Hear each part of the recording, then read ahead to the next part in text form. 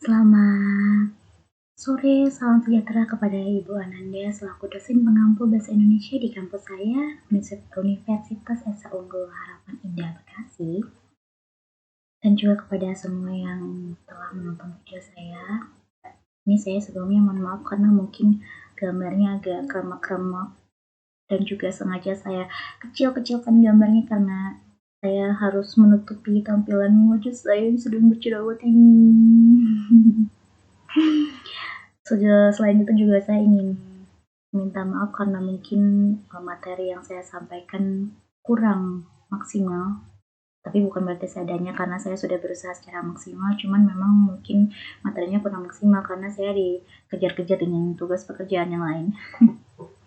Oke, langsung saja kita langsung ke materi. Ada materi makalah bahasa Indonesia mengenai peranan keterampilan menyimak dalam mempelajari ilmu bahasa. Saya lupa memperkenalkan diri, saya Dewi Rosmalasari dengan NIM 202104012558 dari program studi ilmu hukum di Fakultas Hukum Universitas Esa Unggul Bekasi. Dilanjutkan ke slide berikutnya, ada perbedaan antara mendengar, mendengarkan, dan menyimak. Di sini tuh dijelasin kalau dari segi kesengajaan di antara mendengar, mendengarkan, dan menyimak. Kata mendengar itu dia tidak disengaja, sedangkan mendengar dan menyimak itu disengaja. Dan dari segi tujuan pun mendengar tidak memiliki tujuan. Jadi kayak ayahnya mendengar bunyi-bunyian, mendengar bunyi letusan, atau mendengar suara percakapan orang tapi hanya sebatas mendengar. Kalau mendengar itu ada memiliki tujuan tapi tidak sampai pada pemahaman. Kalau menyimak, dia memiliki tujuan tapi tidak sampai pada pemahaman. Sepertinya ini saya menulis di slide. Oke, kita ganti aja. Ada hikmahnya juga ya membuat video. Jadi kalau memiliki tujuan itu dia sampai pada pemahaman. Lalu di slide berikutnya ada jenis-jenis menyimak berdasarkan situasi dan berdasarkan intensitas. Dari segi situasi itu ada menyimak interaktif dan non-interaktif.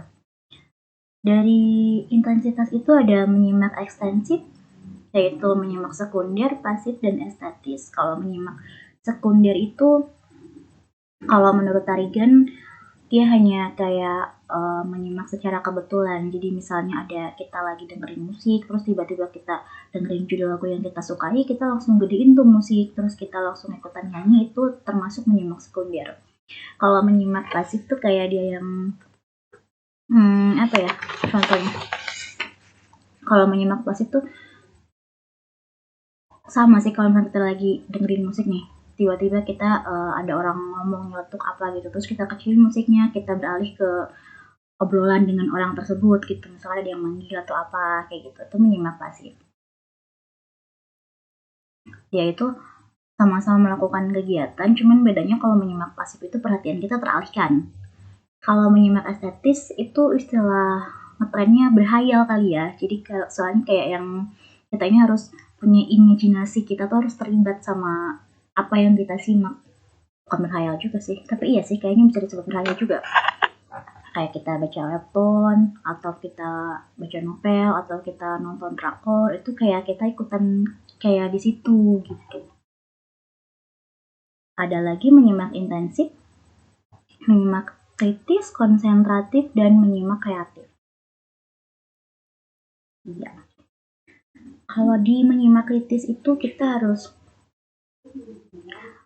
sungguh-sungguh. Jadi kita harus ngasih penilaian yang objektif, terus keaslian, kebenaran, kelebihan sama kekurangannya tuh kita harus ngerti, kita harus benar-benar paham.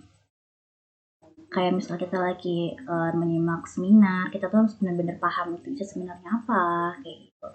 Ada lagi menyimak konsentratif, dia tuh harus kayak benar-benar fokus, konsentrasinya tuh banget gitu, fokus banget di apa yang kita simak. Ada lagi menyimak kreatif, itu kita harus melibatkan unsur imajinasi juga, jadi ya jatuhnya kayak harus ada unsur seninya kayak gitu. Sebentar saya pakai ini, tolong abaikan wajah saya yang remek-remek di kamera dan juga totol-totol gitu. Kalau tadi balik lagi ke menyimak kreatif ya. Kalau di menyimak kreatif tadi hampir sama kayak menyimak estetis. Cuman kalau di kreatif itu kayak kita muncul ide. Misal kita lagi baca novel, kita tiba-tiba kayak pengen ikutan, bikin novel gimana ya, bagus sekali kayak gitu. Walaupun kita nonton drakor nonton drakor itu kita harus kayak tiba-tiba pengen aja gitu di drakornya. Oke, kita lanjut next ke slide berikutnya. Ada proses menyimak. Seperti yang telah kita bahas di atas, itu dari tahap menyimak itu berbeda dengan tahap mendengarkan karena kita harus sampai kepada proses kesimpulan. Di proses menyimak itu ada kayak tahap mendengar, tahap memahami, tahap menginterpretasi, tahap mengevaluasi, dan juga tahap menanggapi. Jadi nggak hanya mendengar, tapi kita harus sampai memahami dan menanggapi. Untuk sampai ke pemahaman tersebut, kita itu harus kayak dapat menginterpretasi, mengevaluasi, agar bisa menanggapi apa yang disampaikan dan disimak oleh pembicara atau wacana yang kita baca. Seperti itu. Kemudian di slide selanjutnya ada faktor yang mempengaruhi daya simak. Itu ada kayak alat dengar si penyimak itu, alat bicara si pembicara harus baik. Logikanya aja, kalau misalkan kita kayak tunarungu atau tunawicara berkomunikasi itu nggak akan nyambung karena kan memang proses pendengaran dan proses penyampaian bahasanya itu tidak sama, tidak sinkron, tidak dimengerti. Ada lagi yang kedua itu situasi dan lingkungan harus baik. Contohnya saja jika si pembicara berbicara dalam keadaan bising atau tiba-tiba terdengar suara yang di luar kendali seperti suara petir, suara kereta, itu memang tidak memungkinkan untuk si penyimak dapat menyimak dengan baik. Yang ketiga, ada konsentrasi penyimak itu harus baik, seperti yang sudah dijelaskan di atas tadi. Yang keempat, pengenalan paragraf atau bagian pembicaraan dan pengenalan kalimat-kalimat inti pembicaraan.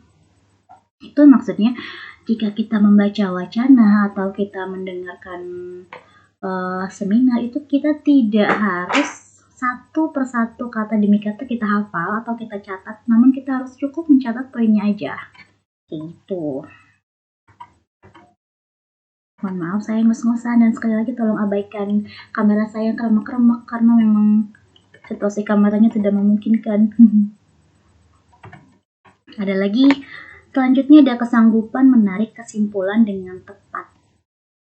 Memiliki intelijensi tinggi dan latihan yang teratur. Itu menurut saya ada keterkaitan dan kesinambungan karena untuk menarik kesimpulan dengan tepat itu kita harus memiliki intelijensi yang tinggi supaya kita dapat nyambung, kita dapat mengerti, memahami situasi dan apa yang dikatakan sama pembaca. Jadi kita tidak kesulitan untuk menarik kesimpulan. Karena memang kebanyakan tuh yang terjadi kayak pembicara sama dalam wacana itu hanya kebanyakan tidak secara eksplisit menyatakan kesimpulan, tapi memang tugas penyimak untuk mengambil kesimpulannya dengan tepat. Seperti itu. Dan juga kalau kita tidak latihan yang teratur, itu kita tidak bisa dapat keterampilan menyimak. Kita hanya dapat menjadi penyimak.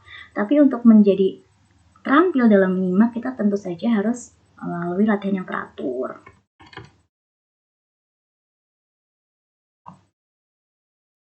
Oke, lanjut next ke slide berikutnya.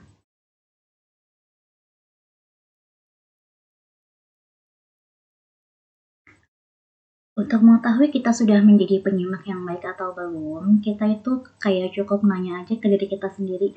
Kayak apa sih yang udah kita milikin, kesiapan apa sih, kesiapan fisik dan mental kita buat menyimak. Jangan sampai kita nyimak orang posisi lagi sakit, atau memang kita konsentrasinya lagi nggak bagus, lagi banyak pikiran segala macam. Itu mendingan kita nggak usah menyimak. Ibarat kata kita ada undangan untuk seminar, kalau kita sakit kan kita tidak mungkin datang untuk menyimak. Ya kita datang hanya sekedar datang, mungkin kita pulang tidak bawa apa-apa, cuma capek aja sama dapat absen. Itu. Yang kedua ada apakah kita sudah berkonsentrasi dengan baik, ya seperti yang tadi aku jelasin ya. Terus apa sih yang kita milikin, kayak motivasi apa sih yang kita punya buat menyimak. Balik lagi ke tujuan kita kayak tadi, apa kita ikut